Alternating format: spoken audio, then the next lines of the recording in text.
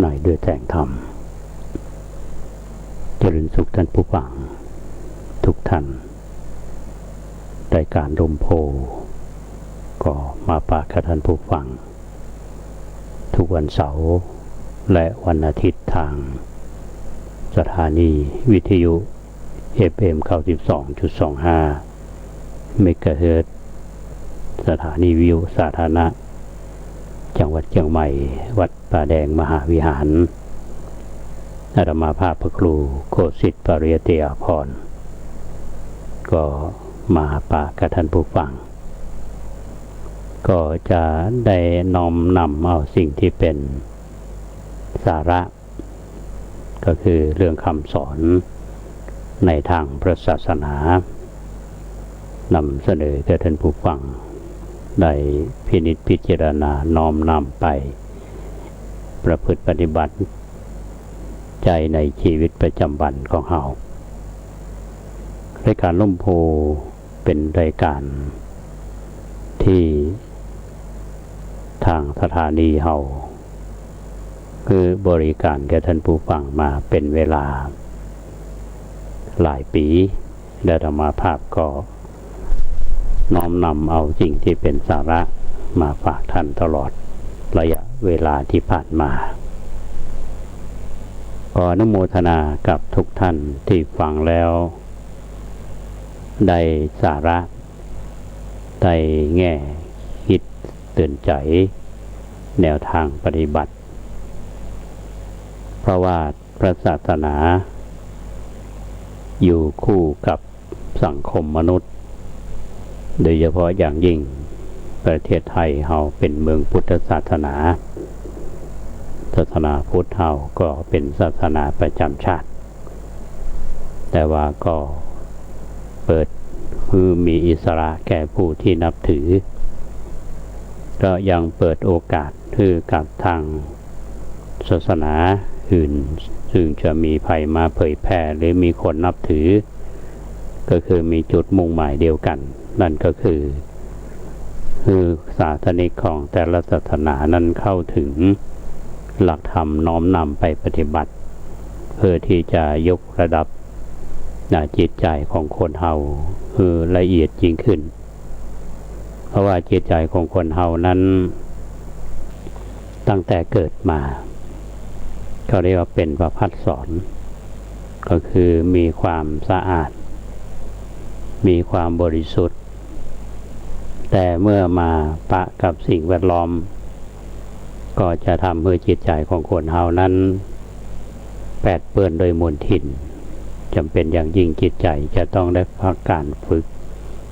แล้วก็ขัดเกลาจิตใจที่หยาบก็จะเป็นจิตใจที่ละเอียดยิ่งขึ้น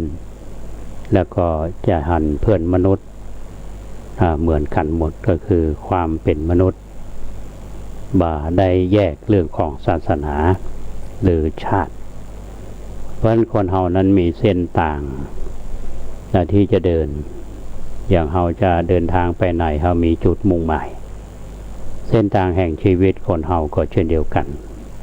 ย่อมมีเส้นทางที่จะทำเพื่อเฮาศาสนิกนี้เลือกเดินแต่วันนี้เราจะได้ฟังน้อมนำเอาบทความของพระเดชพระคุณท่านเจ้าคุณพระศรีธรรมนิเทศหรือพระมหากมลโชติมันโตอดีตรองเจ้าคณะจังหวัดเชียงใหม่อดีตเจ้าวาดวัดสันประคอยเจ้าของรายการแก้กลุ่มทางสถานีวิทยุวปท2จังหวัดเชียงใหม่แล้วท่านก็ได้มรณภาพไปทางวัดสันประคอยในช่วงนี้เขาก็ได้สูญเสียพระเถระแถมรูปหนึ่งคือท่านพระครูสุวัตวรคุณอยู่ในช่วงของงานบำเพ็ญกุศลศพและก็จะมีการพระราชทานเพลิงศพทางวัดเป็นได้จัดพิมพ์หนังสืออนุสรณ์งานพระราชทานเพลิงศพแต่ท่านพระครูสุวัตวรคุณทองคำจันทวโนอายุ89 ปีพรรษา68อาตมาหันว่ามีบทความที่ เราอ่านแล้วสมควรที่จะนำมาเสนอคือท่านผู้ฟังได้รับฟังท่านที่มาร่วมงานพระราชทานเพลิงศพซึ่งจะมีในวันพรุ่งนี้ก็จะได้รับหนังสือเล่มนี้แต่ท่านผู้ฟังที่อยู่ทางบ้านบ่มีโอกาสที่จะได้ไปงานพระราชทานเพลิงก็จะบ่มีโอกาสได้รับหนังสือเล่มนี้อาตมาก็จะนำสาระในหนังสือ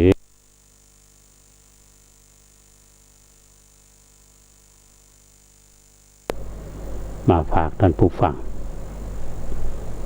หลังจากจบแล้วก็จะมีเรื่องราวที่ควรน่ารับรู้รับทราบกันสิ่งที่เป็นสาระ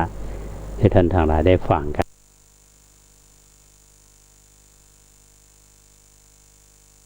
ทางชีวิตของพระศรีธรรมนิเทศพระมหากมลโชติมันโตท่านได้เริ่มอย่างนี้ท่านผู้ฟังถนนขึ้นดอยสุเทพมี2 สายก็คือสายเก่าก็เตียวถินเป็นต่างลัดต่างชันก็มีอันตรายน้อยอุบัติเหตุก็มีน้อยแต่เวลานี้บ่ค่อยมีคนเดินขึ้นทางสายเก่าบ่มีคนสนใจทางสายเก่าทางสายใหม่เป็นถนนทันสมัยกว้างลาดยางประชันรถยนต์ก็วิ่งขึ้นลงได้โดยสะดวกคนขอนิยมใจต่างสายใหม่กันนักเพราะว่าสะดวกสบายขึ้นง่ายลงง่ายประหยัดเวลาแต่อันตรายมีนักปีหนึ่งมีอุบัติเหตุรถชนกันรถชนคนรถตกเหวรถชนดอยมีคนบาดเจ็บและตายเป็นจำนวนบ่น้อยเหมือนกันเจ้าหน้าที่ผู้รับผิดชอบต่อชีวิตทรัพย์สินของผู้ที่สัญจรจึงได้มีการสำรวจหาข้อมูลที่ก่อให้เกิดอุบัติเหตุแล้วก็หาทางแก้ไขโดยวิธีการต่างๆเพื่อให้ความปลอดภัยแก่ผู้ที่ใช้รถใช้ถนนร่วมกัน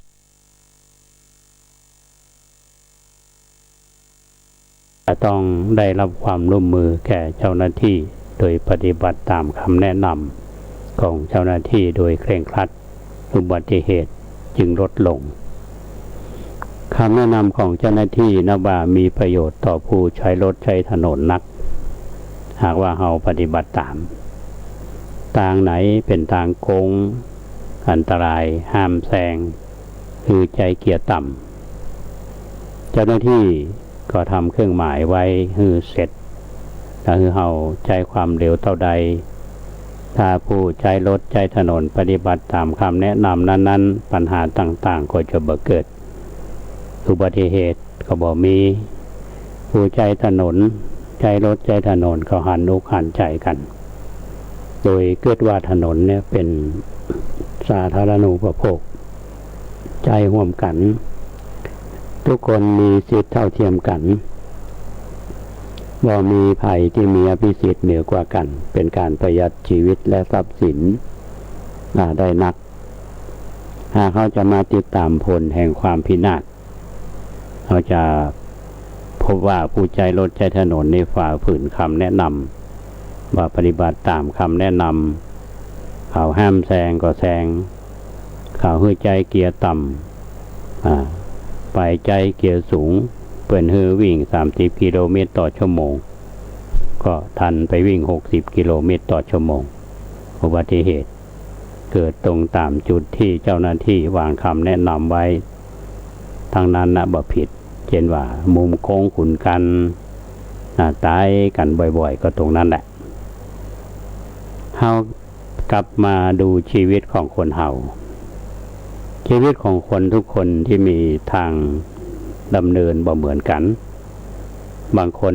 เดินไปสู่ความรุ่งเรืองดีมีความสุขมีความสบายบางคนก็เดินทางไปสู่ความเสื่อมได้รับความทุกข์ความเดือดร้อนก็ย่าฮือเฮาเนี่ยคิดว่าทางชีวิตของคนเนี่ย เป็นต่างหนึ่งต่างหากทางไผ่ทางมัน100 คนก็100 ทาง1,000 คนก็1,000 ทางความจริงเนี่ยเป็นอย่างอันใหม่ก็ทางชีวิตก็มี2 ทางก็คือทางสายเก่าและทางสายใหม่แล้วก็เป็นสาธารณูปโภคเป็นทางร่วมเป็นทางใจร่วมกันผู้คนได้มีสิทธิเท่าเทียมกันบนเส้นทาง2 สายนะแล้วแต่ว่าใครจะเลือกเดินเส้นทางไหนถ้าสายเก่าหมายถึงการดำเนินชีวิตแบบเก่าๆ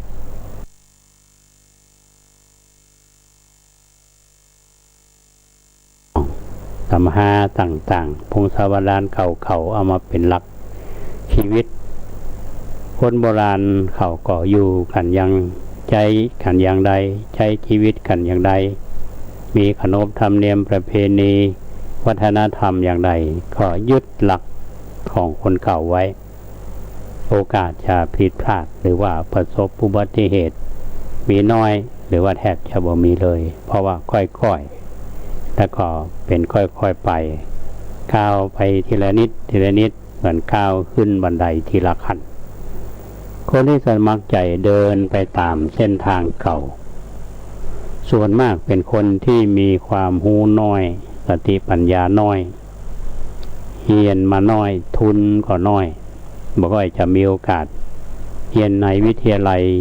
มหาวิทยาลัยได้รับการยกย่องว่าเป็นไดโนเสาร์เต่าล้านปีว่าทันสมัยเป็นทาสของวัฒนธรรมประเพณีผูกมัดตัวเก่าด้วยศาสนาบ่มีอิสระเสรีเป็นพวกทวงความเจริญและกลายเป็นผู้ขวางโลกไปในที่สุดเพียงแค่นิทานอีสปเนี่ยก็สามารถควบคุมความประพฤติของคนที่อยู่ในร่องในรอยได้พวกนี้ยึดหลักข้อที่ว่าข้ามน้ำให้พอคนที่ไปก่อนส่วนตั้งสายใหม่ก็หมายเอาการดำรงชีวิตของคนรุ่นใหม่พวกนี้อ่านว่าชาดกนิทานประวัติศาสตร์พงศาวดารตำนานต่างๆเป็นเรื่องหลอกลวงเลวไหลไร้สาระอ่านว่าศาสนาหรือวัฒนธรรมประเพณีเป็นเรื่องของการมอมเมาประชาชนเกิดมาเป็นคนทั้งทีควรจะฟรีทุกอย่างควรจะมีอิสระเสรีกตัญญูกตเวทีต่อพ่อต่อแม่ครูบาอาจารย์เป็นข้อผูกมัดปัดทิ้งปีจนมายอมนุ่งจันในให้อึดอัดเปิดทับเอาอารยธรรมทางตะวันตกเต็มที่พยายามกู้อย่างที่จะประพฤติตัวให้ตรงกันข้ามกับทางสายเก่านับตั้งแต่ผมเผ้าเสื้อผ้ากิริยามารยาทบ่ยึดถือทฤษฎีของไผทำมายังก็ตามใจชอบบ่คำนึงถึงกฎระเบียบ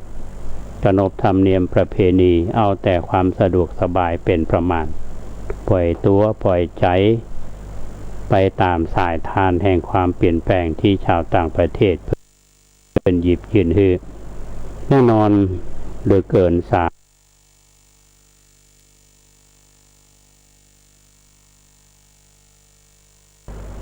บางคนบาดเจ็บสาหัสบางคนพิการตลอดชีวิตตั้งสายใหม่นี้ยังแยกออกเป็น2 สายคือสายที่มีอุดมการณ์และสายที่มีอุดมการณ์สายที่บ่มีอุดมการณ์คือพวกเพลย์บอยเพลย์เกิร์ลเป็นฮิปปี้เป็นโกเป็นกีเป็นเจ้าสำราญเอาแต่สนุกสนานไปวันๆชีวิตอยู่เพื่อวันนี้พรุ่งนี้บ่สำคัญพยายามมอมเมาตัวเก่าให้ถึงสวรรค์ดิบๆด้วยการสูบกัญชาเฮโรอีนฟินเครื่องดองของเมาต่างๆบ่ปรารถนาอย่างทั้งสิ้นขอให้ได้ขึ้นสวรรค์ชาตินี้พวกนี้ตายทั้งเป็นพิการตลอดชีวิตบาดเจ็บสาหัสเขาจะพบเขาไปทั่วบนถนนทุกสายแถมพวกนี้เป็นพวกที่มีอุดมการณ์ก็คือไปอ่านตำราว่าโดยการโปรดแอก ว่าด้วยการปฏิบัติวัฒนธรรมหันประชาชนทุกคนนี่มีแอกอยู่บนบ่าเว้นแต่ตัวเขาเองหันช่องว่างมีอุทิศตนให้กับอุดมการณ์จะทำมายังก็เพื่อประชาชนมุ่งมั่นจะโปรดแอกให้ประชาชนจนบ่มีเวลาขนหนวดขนเคราพวกนี้ส่วนมากก็จะไว้หนวดไว้เคราลุ่มล่ามลุงลังเสื้อผ้าบ่ยอมซักรีดนอนกลางดินกินกลางทรายเดินตางไก่ขึ้นเขาลงห้วยไปพบปะกับประชาชนที่มีแอกไปไปอธิบายแล้วก็เอาข้อมูลมาประชุมลับๆวางแผนลับๆทำนานใต้ดินเพื่อให้ตั้งของทัพประชาชนให้ฮบกับประชาชนด้วยกันสะสมเอกสารตำราว่าด้วยการปลดแอกปฏิวัติปลุกระดมสะสมอาวุธสะสมกำลังต่อสู้เอากับเป็นเอาตายกับสุขทุกข์ของประชาชนจนว่าเป็นอันกินอันนอนเพื่อที่จะพลิกแผ่นดินพลิกประวัติศาสตร์ปฏิรูปวัฒนธรรมประเพณีถ้าถูกฆ่าตายกลายเป็นวีรบุรุษวีรสตรีคือตายเพื่อประชาชนเป็นคนของประชาชนพวกนี้ถือว่าร่างกายไม่ใช่เรื่องสำคัญจะอาบน้ำก็ได้บ่อาบก็ได้ยอมทนทุกข์ไปก่อนเพื่อจะได้สบายในปลายมือศัตรูของผู้เดินทางสายเก่าก็คือพวกเดินทางสายใหม่ศัตรูของผู้เดินทางสายใหม่ก็คือพวกผู้เดินทางสายเก่าเมื่อพวกเดินทางทั้งสองสองสายมาปะกันณจุดใดจุดหนึ่งสงครามประชาชนก็เกิดขึ้นพวกที่ตายก็คือประชาชนพวกที่เป็นใหญ่ในแผ่นดินคือพวกที่ไม่ได้ทำมาอย่างพวกที่ต่อสู้บุกเบิกพลิกแผ่นดินเอารางวัลคือความตายไปเป็นผลเพราะฉะนั้นสมควรที่พวกเขาจะได้หยุดพักการเดินทางไว้ก่อนแล้วมาทบทวนดูเหตุผลกันก่อนว่าเฮาเป็นไผกำลังอย่างอยู่เพื่อไผพระพุทธเจ้าท่านตรัสไว้ว่าทางชีวิตอันประเสริฐมี8สายเพื่อเหลือเพื่อขาดทาง8สายเป็นทางอันประเสริฐเดินไปสู่อิสรภาพเสรีภาพสมภาพและสันติภาพทาง8สายก็คือ 1. เห็นชอบ 2. ดำริชอบ 3. พูดชอบ 4. ทำการงานชอบ 5. เลี้ยงชีพชอบ 6. พยายามในทางที่ชอบ 7. ระลึกชอบ 8. ตั้งใจชอบทางนี้เป็นทางสายเก่าบ่มีอันตรายปลอดภัยเกษมจากโยคะทั้งปวงแลอันนั้นเป็นบทความเรื่องทางชีวิตซึ่งพระเดชพระคุณท่านเจ้าคุณพระศรีธรรมนิเทศท่านได้เขียนเอาไว้และธรรมาภาพก็นำมาถ่ายทอดให้ท่านทั้งหลายได้ฟังกันเอาฟังแล้วก็ถือว่ามายังบัดตกยุคเนาะท่านผู้ฟังว่าทางสายใหม่กับทางสายเก่าถ้าจะเป็นปัจจุบันนี่ก็คือคนรุ่นใหม่กับคนรุ่นเก่าแนวคิดต่างกันนะฮะคนรุ่นเก่าก็เป็นคนที่มีประสบการณ์ชีวิตแแบบยุคหนึ่งคนรุ่นใหม่ก็จะมีชีวิตในยุคใหม่อย่างยุคปัจจุบันเราจะหันความเปลี่ยนแปลงและแนวคิดนะครับว่าจริงๆแล้วเส้นทางสายเก่าก็ดีสายใหม่ก็ดีแต่ถ้าเรานำคำนึงถึงทางเส้นทางอันประเสริฐที่พระพุทธเจ้าท่านตรัสไว้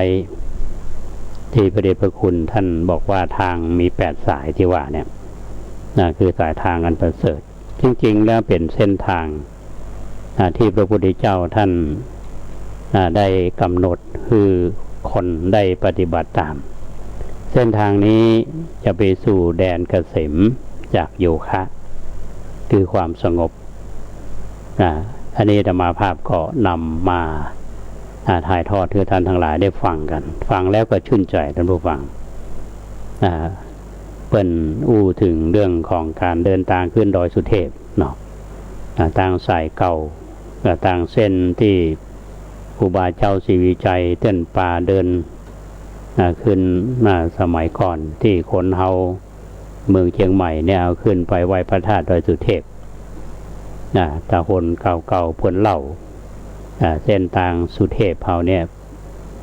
ทุกวัดในเชียงใหม่พระสงฆ์องค์เน้นญาติโยมเพิ่นก็จะไปไหว้ไปสาไปไหว้พระบรมธาตุเจ้าดอยสุเทพไปรักษาศีลไปฟังธรรมใจเส้นทางเก่าทีนี้เส้นทางสายใหม่ที่ครูบาเป็นได้เป็นผู้นำสร้างคือก็สะดวกกับในยุคของปัจจุบันคนสามารถที่จะเดินทางไปไหว้พระธาตุดอยสุเทพแต่วัตถุประสงค์นั้นก็คงจะแตกต่าง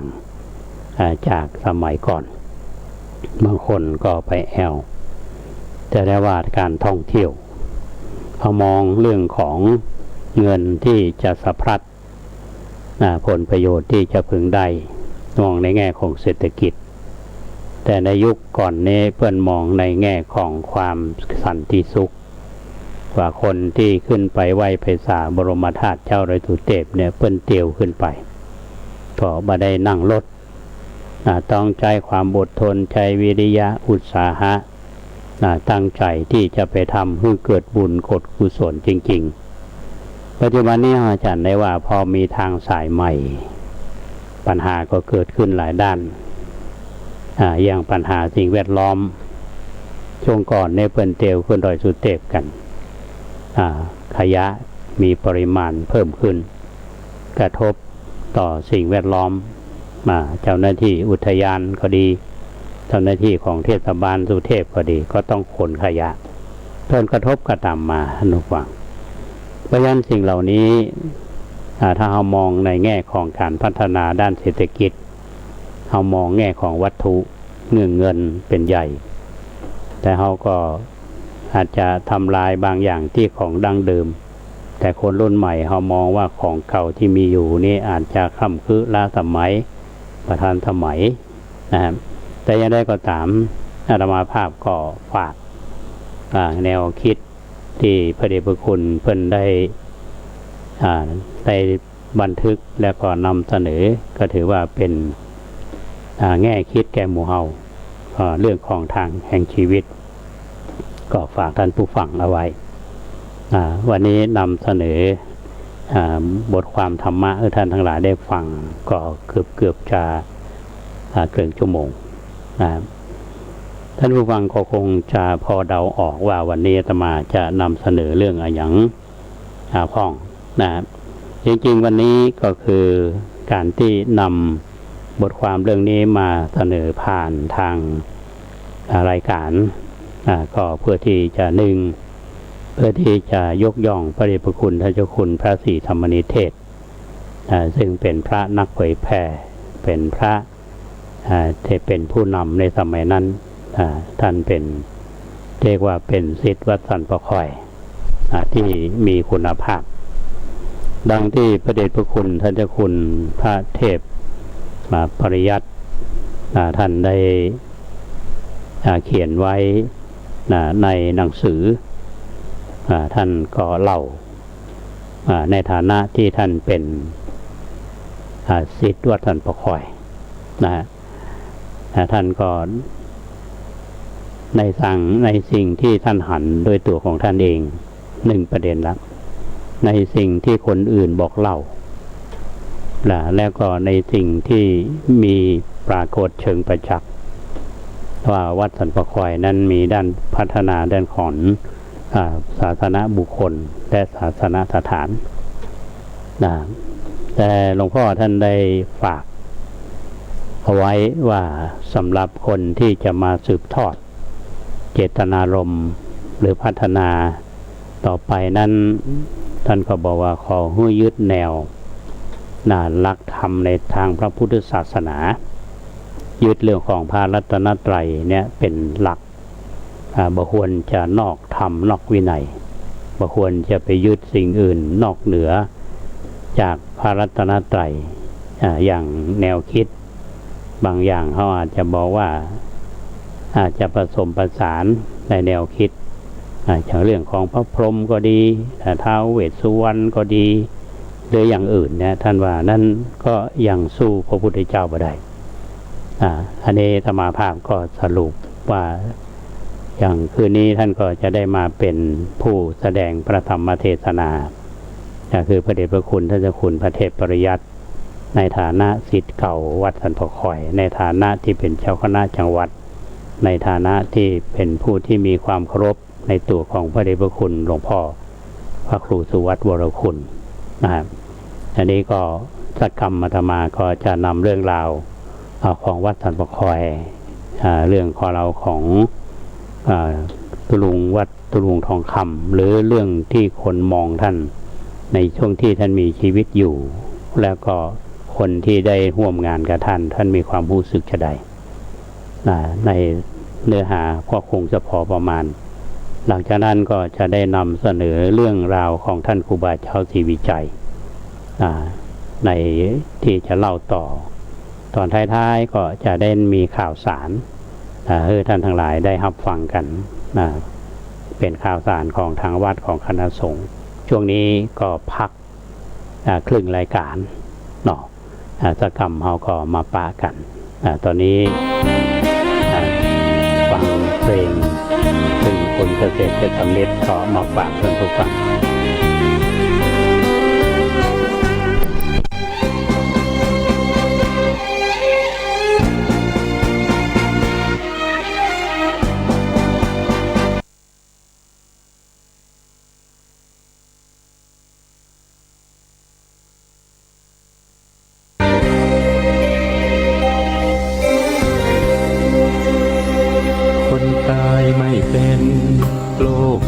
ลำเค็ญกว่านี้ความตายไม่มีโลกนี้จะอยู่ได้ไหมคนคงลำบากไม่รู้จะอยู่อย่างไรคงมีคนร้ายมากมายท่วมล้นแผ่นดินรู้ตัวต้องตายก็ยังไม่ไหวชั่วช้าเกลียดชังโกรธาเห็นค่าดังคนใจหิน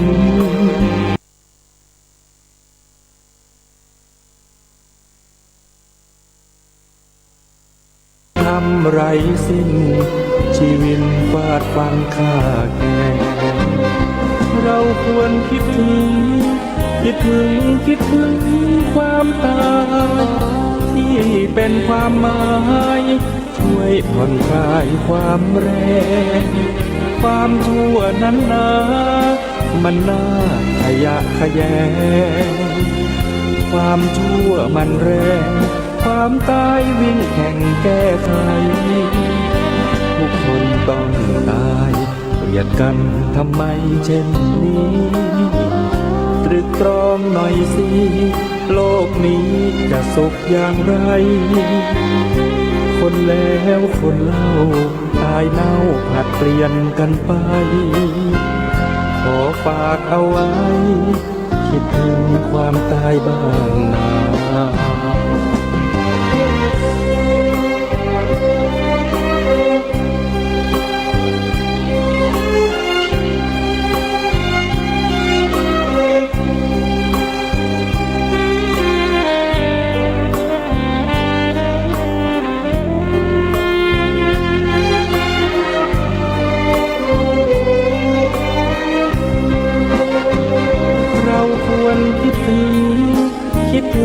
คิดถึง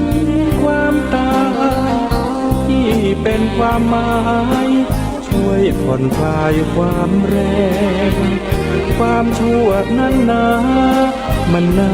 ขยะแขยงความชั่วมันแรงความตายวิ่งแข่งแก้ไข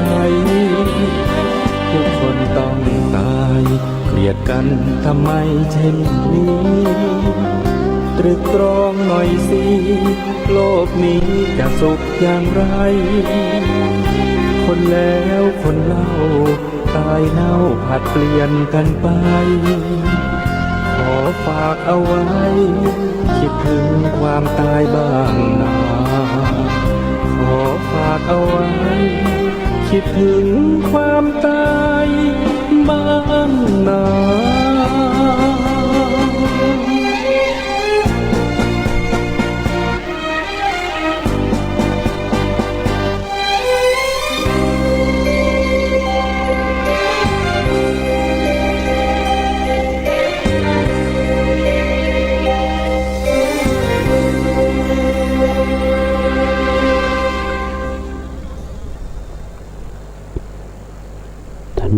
ผู้ฟัง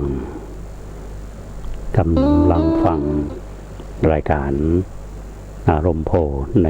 ช่วงที่สองของรายการและธรรมภาพพระครูโคสิทธิ์ปริยัตยาภรณ์อยู่กับท่านผู้ฟังหลังจากจบรายการวันนี้ก็จะได้เดินทางไปร่วมงานบำเพ็ญกุศลศพและงานพระราชทานเพลิงศพพระครูสุวัตวรคุณที่เรารู้จักกันตุลุงทองคำดังวันนี้ดังที่ธรรมาภาพได้กล่าวไปเมื่อตะกี้ว่าพระเดชพระคุณท่านเจ้าคุณพระเทพปริยัติเจ้าคณะจังหวัดเชียงใหม่เจ้าวาดวัดเจ็ดยอดจะได้เมตตามาแสดงพระธรรมเทศนาแล้วก็คณะสวดจากวัดเจ็ดยอดอันนี้ก็ได้รับคำยืนยันจากท่านพระครูรัตนสุตตะสุนทรหรือท่านอาจารย์พระมหาอินแก้วสุวโจรักษาการเจ้าวาดวัดสันปะคอยในฐานะที่เป็นศิษย์ใกล้ชิดท่านได้เขียนกลอนไว้ในหนังสืออนุสรณ์ในหัวข้อว่ากตัญญูตานุสรณ์แด่พระครูสุวัตวรคุณเดือนกันยาของทุกปีมีปรากฏครบกำหนดทำบุญหนุนนำให้พระครูสุวัตวรคุณอบอุ่นใจเป็นช่วงในวันเกิดท่านจัดงานกัน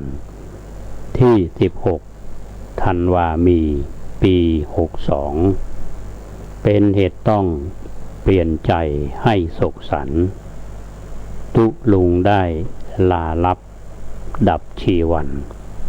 ขอสวรรค์เป็นแดนเกิดกำเนิดตนด้วยความที่ท่านทำดีมีปรากฏเป็นชนบทห่างไกลท่านไม่บ่นแจกเสื้อผ้าอาหารล้วนแก่มวลชนให้ทุกคนศึกษาด้วยช่วยทุกปีอุปถัมภ์คำจุนอุดหนุนวัดช่วยท่านช่วยพัฒนาให้ไม่หมองสีเป็นการเสริมสร้างทานบารมีหลากหลายที่ให้เห็นเป็นผลงานเป็นอานิสงส์แห่งความดีที่ทำไว้บันดาลให้ผลแท้แผ่ไพศาลขอตุลุงมีความสุขทุกภพการมีนิพพานเป็นที่หวังอย่างตั้งใจพระครูรัตนสุตตะสุนทรรักษาการเจ้าวาดวัดสันปะคอยในนามศิษย์ศรัทธาทุกคนนี่ท่านผู้ฟังชัดเจนนะครับในฐานะที่ท่านเป็นศิษย์ใกล้ชิดและนอกจากนั้นยังมีพระมหาเถระที่ได้เขียนคำไว้อาลัยอย่างพระเดชพระคุณท่านเจ้าคุณพระธรรมเสนาบดีเจ้าวาดวัดพระธาตุดอยสุเทพราชวรวิหารรองเจ้าคณะภาค7ท่านก็ได้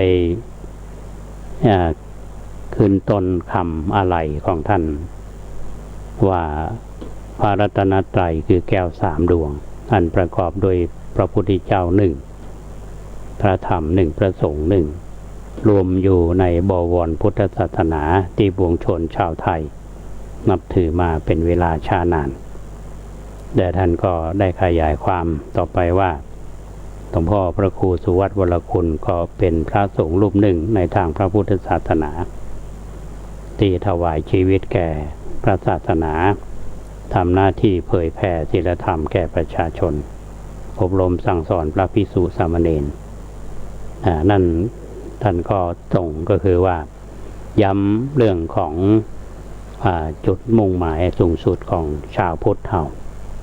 พระเดชพระคุณท่านเจ้าคุณพระเทพโกศลที่ปรึกษาเจ้าคณะภาค7เจ้าวาดวัดศรีโสดาพระรามหลวงผู้อำนวยการสำนักงานพระธรรมจาริกส่วนภูมิภาคท่านได้เขียนไว้เรื่องมรณานุสตินุสรณ์แต่ท่านก็ได้ย้ำถึงข้อวัดปฏิบัติของท่านพระครูสุวัตวรคุณ1ก็คือท่านทำกิจวัตรที่น่าเคารพ2ท่านมีจริยวัตรที่งดงาม3ท่านมีภาวนาวัตร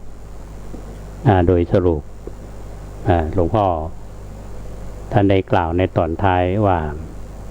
ตลอดชีวิตของท่านพระครูสุวัตวรคุณนี่กิจวัตรท่านทำดีแล้วจริยวัตรท่านก็วางตัวงดงามสมณวัตรท่านก็เคร่งครัดภาวนาวัตรก็บำเพ็ญดีแล้วประโยชน์ตนประโยชน์ท่านที่ทำมันดีแล้วแต่ประโยชน์แก่โลกท่านก็ทำอย่างบกพร่องสิ่งที่บำเพ็ญมาทั้งหมดเนี่ยเป็นเครื่องยืนยันว่า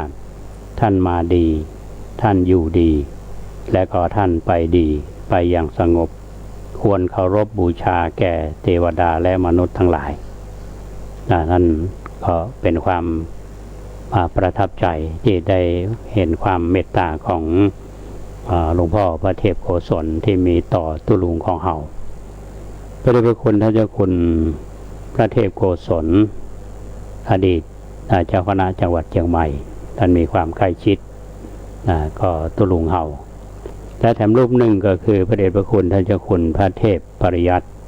เจ้าคณะจังหวัดเชียงใหม่ที่อาตมาภาพได้อุปถัมภ์ว่าหลวงพ่อนี่เป็นศิษย์วัดสันปะคอยในยุคที่ทำนักเรียนวัดสันปะคอยในรุ่งเรืองก็เรียกว่าสำนักงานวัดสันปะคอยทำนักเรียนนี่มีพระสงฆ์องค์เน้นมาห้ำเฮียนกันนักในสมัยนั้นก็เรียกว่าในยุคที่หลวงพ่อพระอธิการทองคำสุวรรณโธเป็นเจ้าวาดท่านได้ส่งเสริมในเรื่องของการศึกษาได้ผลิตบุคลากรในทางศาสนามีมากมายท่านได้กล่าวถึงเรื่องของพระครูสุวัตวรคุณที่อาตมาภาพได้กล่าวไปตะกี้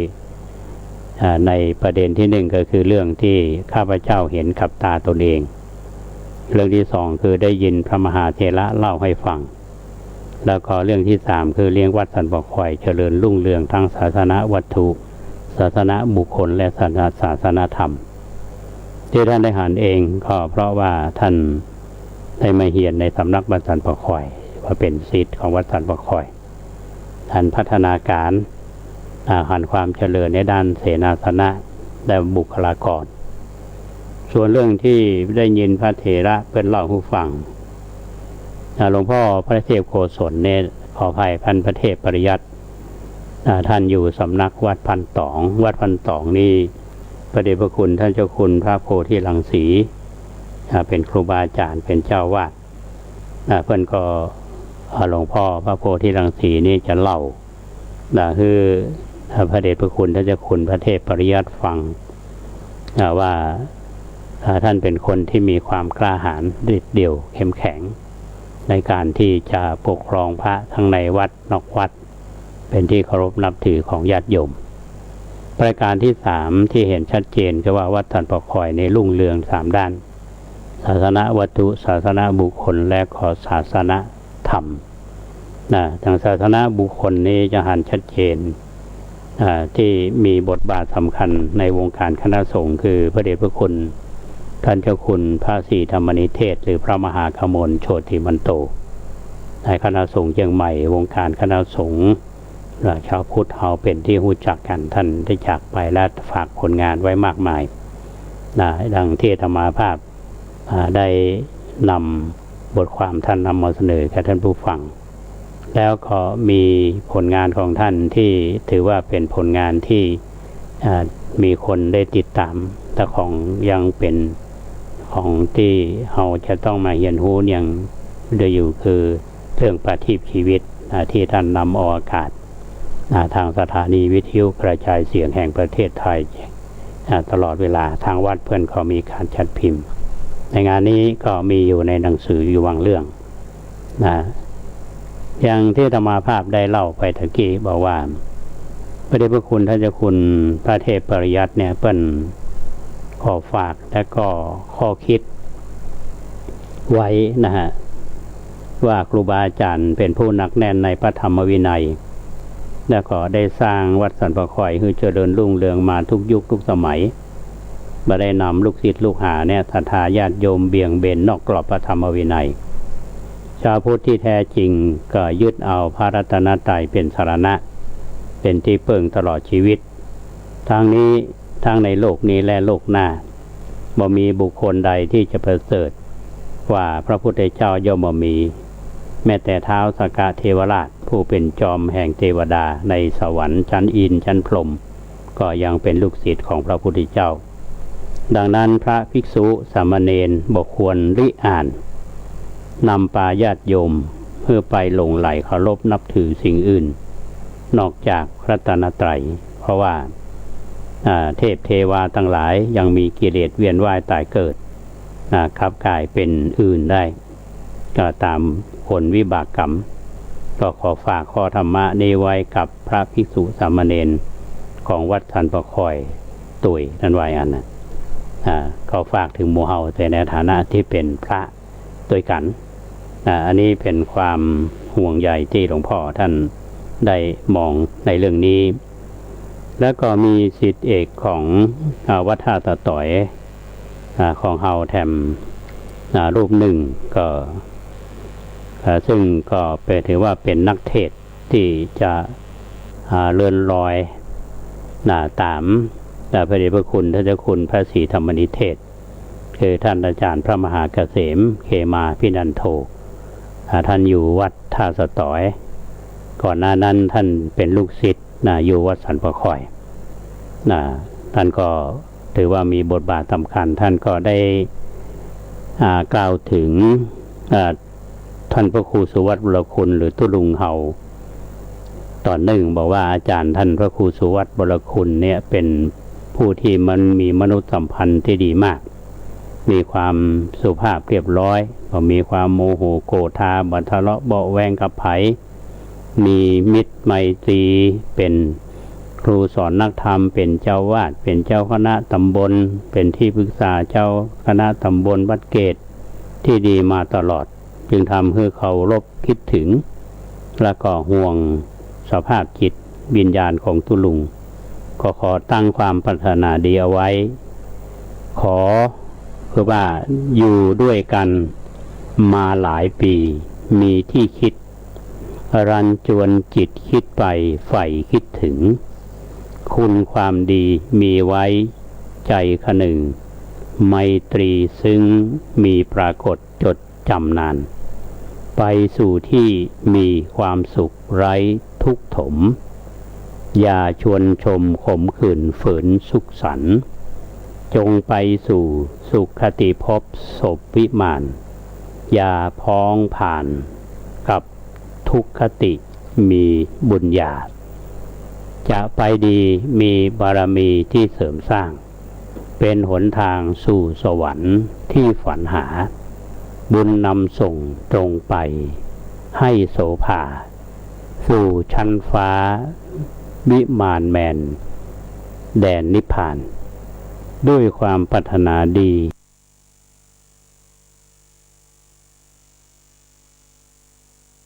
ร่วมสำนัก พระมหาเกษมเขมาพินันโทชาวาดวัดท่าสะต่อยสีซอยไสมูลอำเภอเมืองจังหวัดเชียงใหม่ 15-31 มกราคม 2564อันนี้ก็เป็นลูกศิษย์ของวัดสันปะคอยเจ้าหน้าภาพนำเรื่องนี้มาเล่าผู้ท่านทั้งหลายฟังทางสถานีวิทยุ FM 92.25 นี่ก็ถือว่าเป็นอาจาริยบูชาในฐานะที่อาตมาภาพก็เป็นลูกศิษย์วัดสันปะคอยจำได้ว่าเมื่อปี 2513 เนี่ยอาตมาเปิ่งบารมีของพระครูวิมลบรเวทหรือตุลุงบุญมีและก็ท่านอาจารย์พระมหาเกษมท่านก็เป็นพระผู้ใหญ่มีครูบาอาจารย์เมตตาวัดท่าสะต่อยอาตมาก็มีเรียนหนังสือพระปริยัติธรรมแผนกบาลีเรียนไวยากรณ์กับท่านพระมหาเจริญแล้วก็เรียนแปลชั้นต้นเนี่ยจากท่านพระมหาอินแก้วสุวโจเดี๋ยวท่านพระครูรัตนตุตาตุนทรรักษาการเจ้าวาดปัจจุบันเนี่ยนะครับแล้วก็ช่วงที่อยู่เนี่ยถึงแม้ว่าจะเป็นระยะอันสั้นแล้วก็เฮาเข้ามาจากบ้านนอกถ้าจุดเริ่มต้นของเฮานั้นบารมีของตุลุงบุญมีท่านพระครูวิมลวรเวทและก็ในความเมตตาของท่านอาจารย์พระมหาเกษมแล้วก็โดยบารมีของตุลุงทองคำสุขันโธอดีตเจ้าวาดซึ่งเป็นพระที่ท่านพัฒนาบุคลากรโดยเฉพาะพระเนนวัดสันปะคอยเนี่ยจะศึกไปนี่เป็นช่างหมดเพราะว่าโรงเรียนปริยัติที่วัดสันปะคอยกุฏิก็ดีเนี่ยพระเนนทั้งนั้นทำแม้แต่ศาลาหลายหลังที่ตุลุงทองคำอดีตเจ้าวาดคืออาจารย์ของตุลุงทองคำหอมคำเพื่อนก็ป่าพระเนนไปสร้างญาติโยมก็บริจาคเงินปัจจุบันนี้ประชาบันเด่นเขาก็อย่าหันล่องลอยศาลาอันนั้นเป็นผลงานที่ท่านได้สร้างเอาไว้นะครับว่าตุลุงทองคำสุขันโธซึ่งเป็นอาจารย์ของตุลุงทองคำหอมคำเพราะฉะนั้นว่าสันปะคอยเฮานี่ถึงแม้ว่าอาตมาภาพจะมีโอกาสได้ไปเรียนถึงไปแล้วอันสั้นกันแล้วก็ตามแต่ด้วยเมตตาธรรมของครูบาอาจารย์ที่มีต่อหมู่เฮาเขายังย้อนน้อมสำนึกอยู่ทุกวันนี้ที่เฮาจะเผยแพร่เรื่องคุณงามความดีของครูบาอาจารย์เฮาก็นำมาเสนอคือท่านผู้ฟังได้ฟังกันว่าอาตมาภาพในฐานะที่เป็นศิษย์วัดสันปะคอยแล้วก็เป็นศิษย์วัดท่าสะต่อยแต่วันนี้เราก็ไปมาหาสู่กันเพราะฉะนั้นญาติโยมที่ได้รู้จักมักคุณกันไปงานตุลุงวัดสันปะคอยนี่ทุกคนนี่จำได้จะจำได้ก็มาลำลึกอดีตกันเพราะว่าส่วนใหญ่ก็เป็นสวกันละ สวสูงวัยก็ในความสัมพันธ์ก็เรียกว่าถึงแม้เวลามันก็ผ่านแค่เวลาแต่ความประทับใจที่มีอยู่โดยเมตตาธรรมของพระเถระที่มีต่อหมู่เฮาด้วยความเมตตาจิตกัลยาณจิตอันดีงามของญาติโยมทั้งวัดท่าสะต่อยก็ดีทั้ง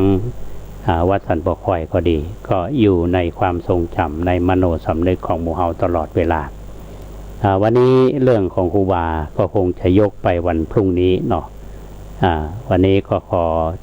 จริยบูชาเรื่องของตุลุงทองคำจะได้ก็ตามท่านผู้ฟังช่วงที่ผ่านมาเมื่อวันที่28เดือนมกราคมที่ผ่านมาเนี่ยท่านที่ไปก็จะมีความรู้สึกอย่างหนึ่งก็คือว่าอาตมาภาพก็เป็นหนึ่งในจำนวนนั้นที่เอาไปทำพิธีราธนาสรีระของท่านจากวิหารขึ้นสู่ปราสาทนกหัสดิลิงถึงมีพระมหาเถระจากวัดต่างๆท่านพระครูอดุลศิลกิจได้อาราธนาท่านพระครูรัตนตุตาตุนทรในฐานะเป็นลูกศิษย์เป็นทักษาการชาววัดก็เป็นตัวแทนได้สู่มาคารวะเขาก็นำสรีระของท่านเวียน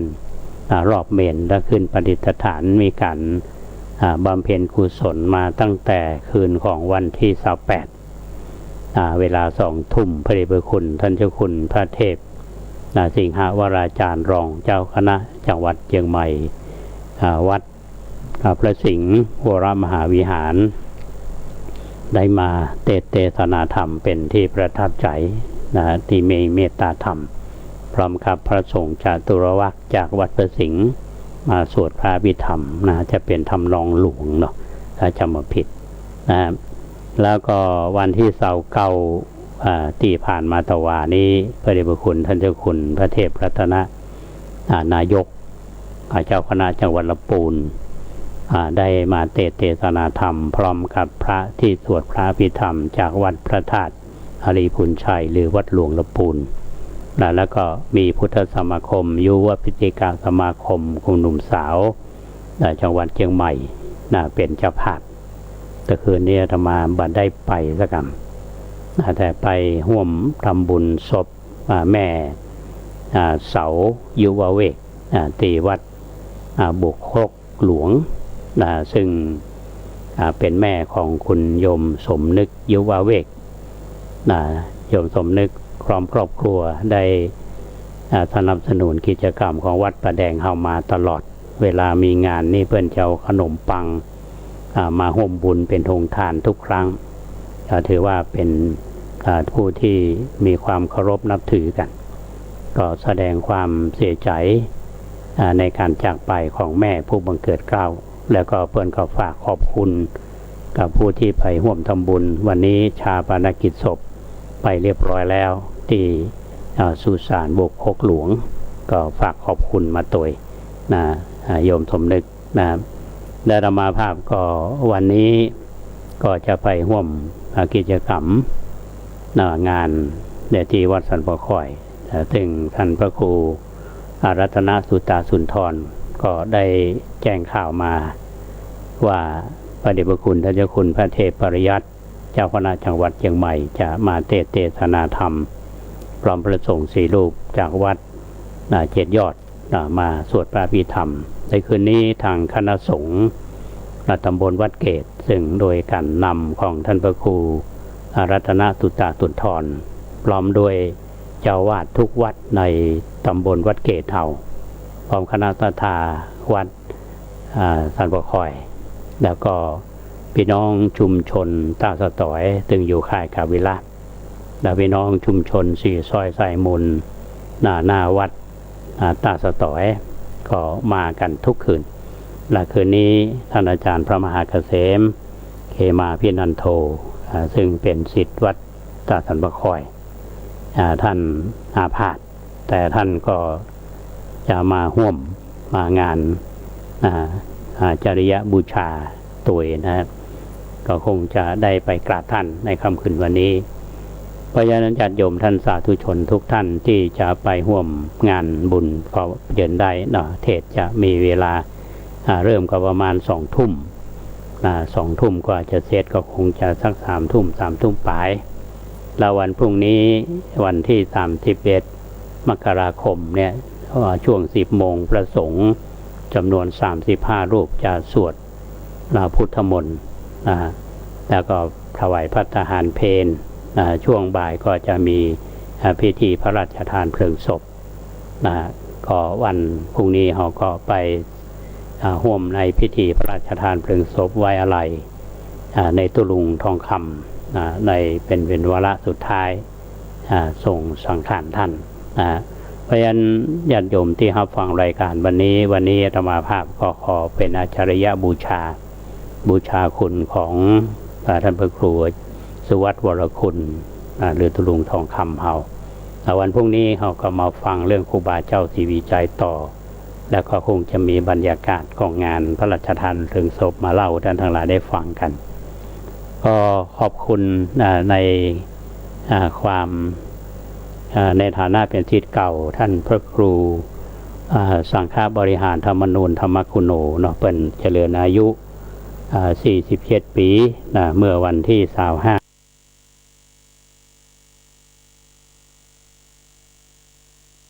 ท่านก็มา กราบอาตมาในฐานะที่ท่านเคยอยู่วัดประแดงเฮาก็เป็นพระที่นักเผยแผ่เป็นพระที่มีความตั้งใจในการทำงานเพื่อพระพุทธศาสนาไปเป็นตู้หลวงวัดสันทรายหลวงแต่ก็บ่ลืมวัดประแดงเฮาเพื่อนก็มาทำบุญอุทิศส่วนกุศลคือพระเจ้าติโลกราชพระเมืองแก้วอดีตเจ้าวาดวัดประแดงแล้วก็ทำบุญอุทิศส่วนกุศลคือพ่ออินสมพี่เปลี่ยนสันเมธาที่ได้ลงรับไปโดยเฉพาะอาจารย์บัวทองเดือนโชติครูบาอาจารย์ทุกท่านอาจารย์บัวทองนี้ท่านพระครูสังฆบริหารธรรมนูญเปิ้นไปเฮียนดูหมอจากอาจารย์บัวทองตอนนี้อาจารย์บัวทองท่านได้ลาลับไปละก็เป็นบุคลากรที่มีคุณภาพของเสริมวัดท่าตะต่อยเฮาสำหรับญาติโยมที่จะร่วมทำบุญในการบูรณะวัดประแดงเฮาก็สามารถที่จะร่วมทำบุญได้ในช่วงเวลาที่ผ่านมานี้มีแม่ขจีสุชาติจากชุมชนท่าตะต่อยอันนี้คุณปิยวัฒน์ปินานปุ่นเฮาเปิ้นนำปัจจัย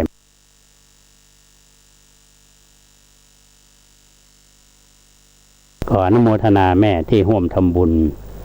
ที่สร้างบันไดนาคและคุณแม่บัวบานบุญคุณะและลูกหลานจากจังหวัดลำปางอันนี้เปิ้นมาพักเชียงใหม่เนี่ยเปิ้นฟังรายการเฮาก็มาทำบุญท่านเมธาสุเมโทนำปัจจัยมามอบเพื่อมาเป็นที่เรียบร้อยแล้วขออนุโมทนากับอาจารย์จุธารัตน์สมบัติอาจารย์นิชานาถทูลคำที่มาร่วมทำบุญไปเมื่อวันก่อนได้สนทนาธรรมกันหลายเรื่องแล้วก็ได้แนวในการทำงานและเปิ้นให้กำลังใจสนับสนุนวัดประแดงเข้ามาตลอดอนุโมทนาแล้วก็วันนี้เป็นวันเกิดของคุณโยมดวงพรคู่ชีวิตของดร.ยานินคุณาเจริญอายุ63ปีละเปิ้นมาทำบุญ